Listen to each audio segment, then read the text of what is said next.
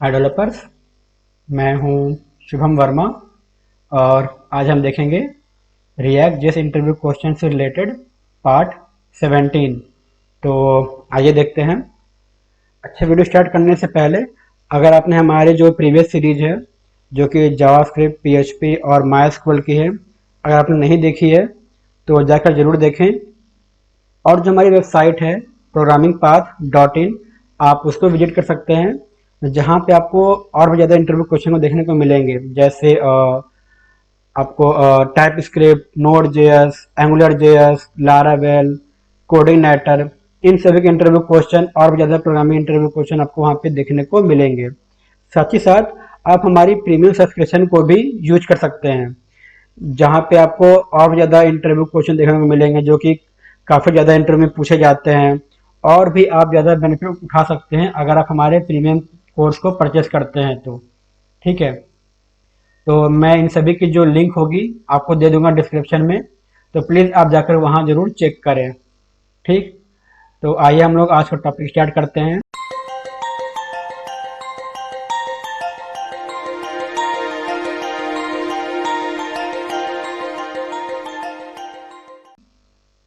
तो हमारा पहला क्वेश्चन है, what is the difference between element and component. ठीक है, तो हमने कई बार ये टर्म सुना होगा एलिमेंट या फिर कंपोनेंट, लेकिन आखिर ये होता क्या है, एलिमेंट और कंपोनेंट क्या होते हैं। ठीक है, तो जो हमारा एलिमेंट होता है वो एक्चुअली में क्या होता है कि प्लेन जावास्क्रिप्ट ऑब्जेक्ट होता है। ठीक है, जो हमारा एलिमेंट है वो प्लेन जावास्क्रिप्ट ऑब्जेक्ट होता है, जो कि डिस्क्राइब करता है कंपोनेंट के स्टेट को और डोम के नोड को। ठीक है, और साथ ही साथ जो उसकी प्रॉपर्टी होती है ये उसको भी डिस्क्राइब करने के लिए यूज किया जाता है। लेकिन जो हमारा कंपोनेंट होता है, ठीक, वो क्या होता है, building block of react application. मतलब ये रिएक्ट एप्लीकेशन का बिल्डिंग ब्लॉक्स होता है।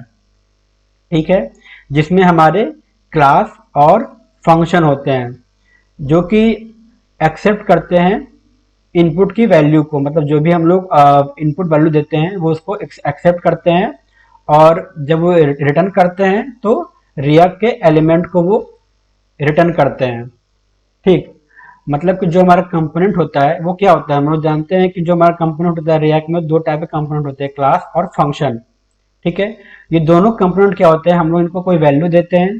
ठीक, मतलब कि वैल्यू को ये एक्सेप्ट कर रहे हैं, और आउटपुट में ये हमें क्या करते हैं, रिएक्ट के एलिमेंट को रिटर्न कर देते हैं। ठीक, जो दूसरा डिफरेंस है वो क्या होता है कि जो हमारा एलिमेंट होता है वो इम्यूटेबल होता है। ठीक, और जो हमारा कंपोनेंट होता है वो म्यूटेबल होता है। अब ये इम्यूटेबल और म्यूटेबल क्या होता है, अगर आपको नहीं पता तो मैं ऊपर आई बटन में आपको लिंक दे दूंगा, आप वहां जाकर के देख सकते हैं कि दोनों में क्या डिफरेंस होता है, इम्यूटेबल में और म्यूटेबल में। ठीक है, तीसरा क्या है डिफरेंस, तो जो हमारा एलिमेंट होता है वो काफ़ी सारे इंफॉर्मेशन को अपने पास होल्ड रखता है, जैसे कंपोनेंट का टाइप, उसकी प्रॉपर्टी या फिर चाइल्ड एलिमेंट्स, इन सभी को अपने पास ये होल्ड रखता है। जबकि जो हमारा कंपोनेंट होता है वो अपने पास केवल स्टेट और प्रॉप्स को ही होल्ड रखता है। ठीक है, और साथ ही साथ जो हमारा रिएक्ट का जो लाइफ साइकिल मेथड होता है ये उसको भी अपने पास होल्ड रखता है या फिर उसको भी एक्सेस करता है। ठीक, तो ये डिफरेंस होता है एलिमेंट में और कंपोनेंट में। ठीक है, अगला क्वेश्चन देखते हैं, difference between local and session storage.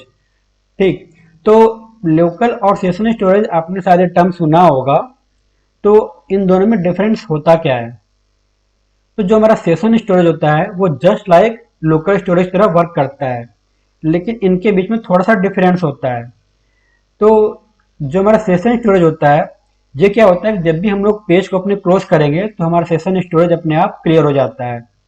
ठीक है, अब आइए हम लोग इनका थोड़ा फीचर देख लेते हैं कि इनमें क्या क्या फीचर्स होते हैं। अब बात करते हैं पहले कैपेसिटी की। तो जो हमारा लोकल स्टोरेज होता है उसकी कैपेसिटी केवल 10 MB की होती है, जबकि हमारा जो सेशन स्टोरेज होता है उसकी जो स्टोरेज होती है या फिर उसकी जो कैपेसिटी होती है वो 5 MB तक होती है। ठीक है। अगला मतलब डिफरेंस है एक्सेसिबल फ्रॉम, मतलब कहाँ से हम लोग इसको एक्सेस कर सकते हैं। ठीक, तो जो लोकल स्टोरेज होता है उसको हम लोग किसी भी विंडो किसी भी टैब से एक्सेस कर सकते हैं, लेकिन जो हमारा सेशन स्टोरेज होता है उसको हम लोग केवल सेम विंडो से ही एक्सेस कर सकते हैं। ठीक, अगला पॉइंट देखते हैं एक्सपायरी। ठीक है, तो जो हमारा लोकल स्टोरेज होता है वो कभी भी एक्सपायर नहीं होता है। जब हम लोग इसको एक्सपायर करना चाहेंगे तो हम लोग इसको एक्सपायर कर सकते हैं, फिर इसके वैल्यू को डिलीट कर सकते हैं, वो हमारे ऊपर डिपेंड करता है, लेकिन ये खुद से कभी एक्सपायर नहीं होता। जबकि जो हमारा सेशन स्टोरेज होता है, जैसे ही हमने अपने टैब को क्लोज किया या फिर जैसे ही हमने विंडो को क्लोज किया, ये एक्सपायर हो जाएगा। ठीक, तो ये डिफरेंस होता है लोकल और सेशन स्टोरेज में। ठीक है, आगे बढ़ने से पहले अगर आपने हमारे चैनल को सब्सक्राइब नहीं किया है तो प्लीज़ हमारे चैनल को सब्सक्राइब जरूर कर लें। अगला क्वेश्चन है set state is an asynchronous और सिंक्रोनस फंक्शन। तो ये क्वेश्चन देखने में काफी छोटा लगता है, ठीक, लेकिन ये क्वेश्चन भी आपसे पूछा जा सकता है कि हम लोग जनरली सेट स्टेट को तो यूज करते हैं, पर ये क्या सिंक्रोनस है या फिर एसिंक्रोनस है।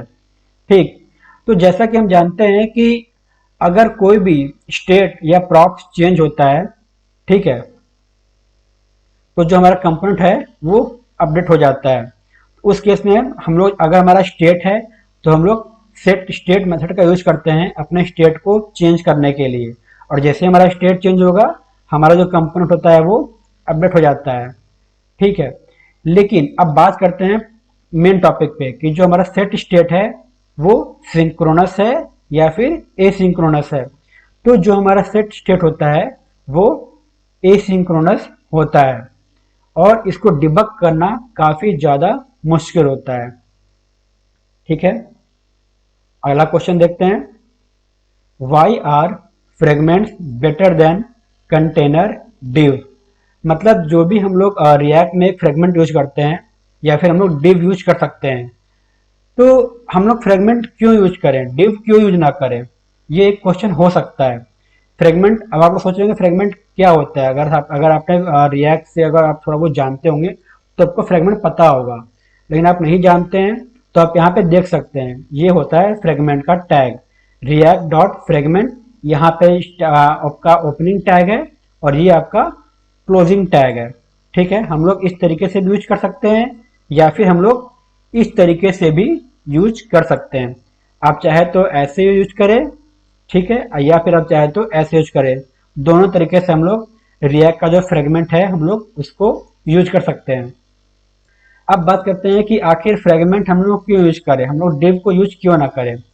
तो जो हमारा फ्रेगमेंट होता है ये काफी ज्यादा फास्टर होता है और जो मेमोरी के मामले में काफी कम मेमोरी यूज करता है, इसलिए हम लोग कह सकते हैं कि ये बेटर होता है डिव से। और दूसरा पॉइंट आप लोग कह सकते हैं कि जो फ्रेगमेंट होता है वो हमारे डोम में कोई भी एक्स्ट्रा नोड को क्रिएट नहीं करता है, तो इस वजह से भी आप कह सकते हैं कि थोड़ा फास्ट होता है। ठीक है, तो ये रीजन था कि हम लोग फ्रेगमेंट को हमें यूज करना चाहिए ना कि डिव को। ठीक, तो आज के लिए बस इतना ही। अगर आपको वीडियो पसंद आए तो प्लीज़ लाइक शेयर और सब्सक्राइब जरूर करें। आपका वीडियो देखने के लिए बहुत बहुत धन्यवाद।